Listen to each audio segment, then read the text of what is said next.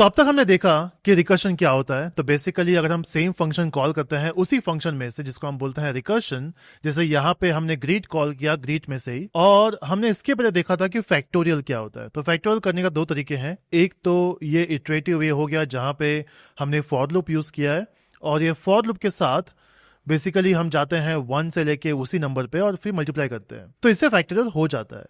जो सेकेंड तरीका है फैक्टोरियल करने का वो है रिकर्शन। और रिकर्शन में देखा था कि जहां पे हमने ग्रीड को कॉल किया था, बट देन इसको हम यूज करेंगे फैक्टोरियल के लिए।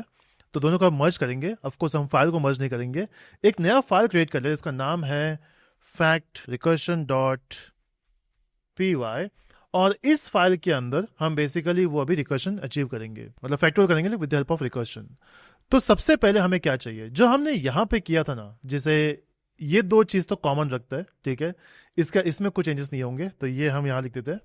और ऑफ कोर्स एक और चीज कॉमन होगा, जो होगा फंक्शन क्रिएट करना फैक्ट, जो एक नंबर लेगा और फिर उसमें कुछ ऑपरेशन करेगा and it will return something. So मैं काम करता हूँ रिटर्न 1 कर देता हूँ ताकि एरर ना आए। तो बेसिकली अपने पास फंक्शन बन चुका है और हमारे पास ये वेरिएबल आ चुका है रिजल्ट और रेस, जिसमें फैक्ट को कॉल करने के बाद जो नंबर हमने पास किया है, इनफैक्ट नंबर हम 5 पास करते हैं, इसका फैक्टोरियल 120 होगा, तो ऑफकोर्स हमें वो आउटपुट चाहिए और हम उसको प्रिंट कर देंगे।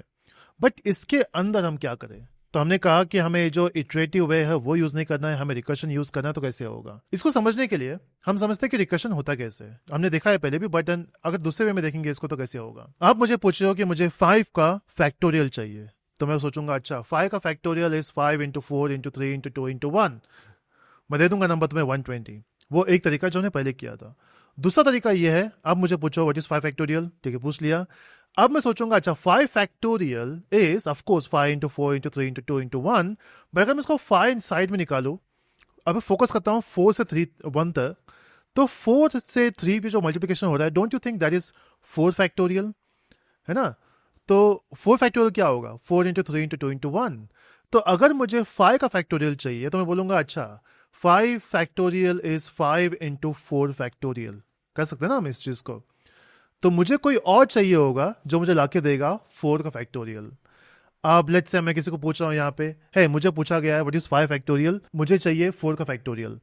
अब मैं खुद को ही कॉल करूंगा वहां पे, क्योंकि मैं भी खुद को ही पूछ रहा हूँ व्हाट इज 4 फैक्टोरियल, क्योंकि मैं फैक्ट हूं। अब वो सोचेगा अच्छा 4 फैक्टोरियल इज 4 इंटू 3 फैक्टोरियल। अब उसने किसी और को पूछा, उसने पूछा यार मुझे बताओ 3 फैक्टोरियल क्या है, इनफैक्ट किसी और से नहीं खुद से ही पूछ रहा है वो।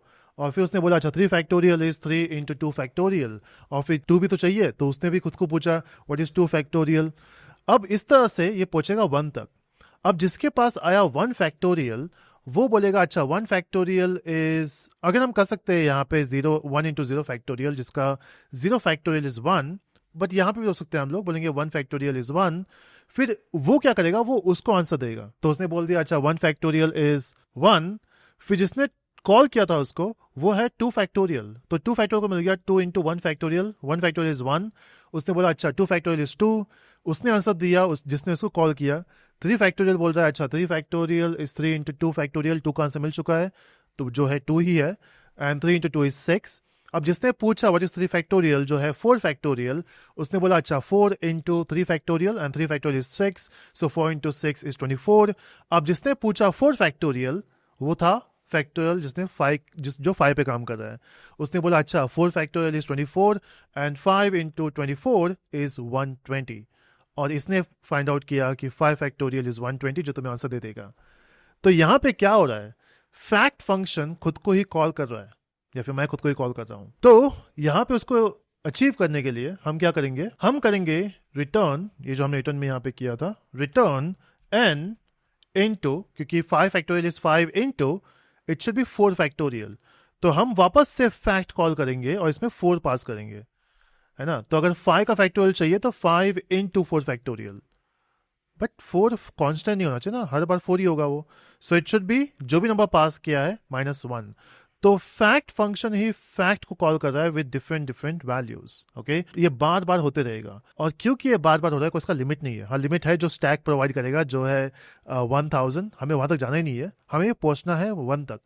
जब तक ये n का वैल्यू 1 नहीं होता तब तक चलते रहेगा, तो यहाँ पे हम चेक कर सकते हैं if n is equal to 1 return 1। ठीक है, तो जब जितनी बार भी ये फैक्ट कॉल होगा उतनी बार ये जाएगा। इनफैक्ट इसको हम डीबग करके भी देख लेंगे और चेक करते हैं कि ये रन हो रहा है कि नहीं हो रहा है। Python fact recursion dot P Y और एंटर करने पे आ गया 120।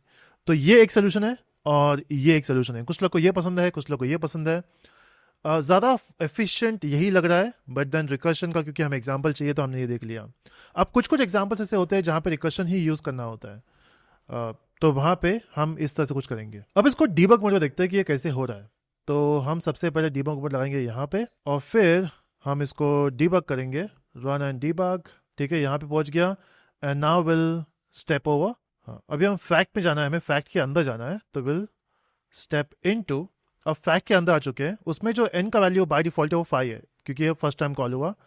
और फिर उसने चेक किया क्या n का वैल्यू मैच हो रहा है 1 से, नहीं हो रहा है, वो जाएगा इस पे कॉल पे जहाँ पे n का वैल्यू 5 है। ठीक है, और 5 इंटू 4 फैक्टोरियल ऑफ 4। अब हम वापस जाएंगे फैक्ट के अंदर जहाँ पे n का वैल्यू 4 है। और अगर देखोगे कॉल स्टैक में तो यहाँ पे 2 कॉल स्टैक है, एक जो फैक्ट पहले कॉल हुआ था और ये सेकेंड टाइम कॉल हुआ है।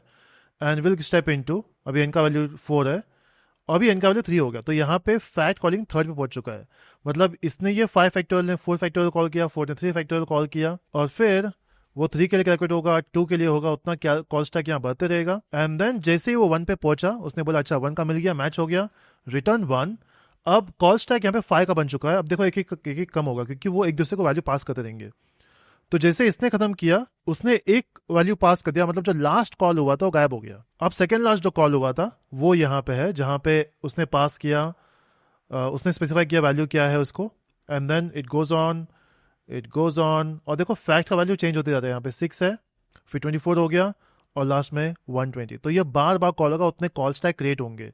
तो क्योंकि 5 बार फंक्शन कॉल होगा, 5 बार उसके कॉल स्टैक में वो क्रिएट होगा। And that's how recursion and factorial works. I hope मज़ा आया होगा इस वीडियो में जहाँ पे बहुत कुछ देखा है हमने, और मिलते हैं अगले वीडियो में। Bye bye.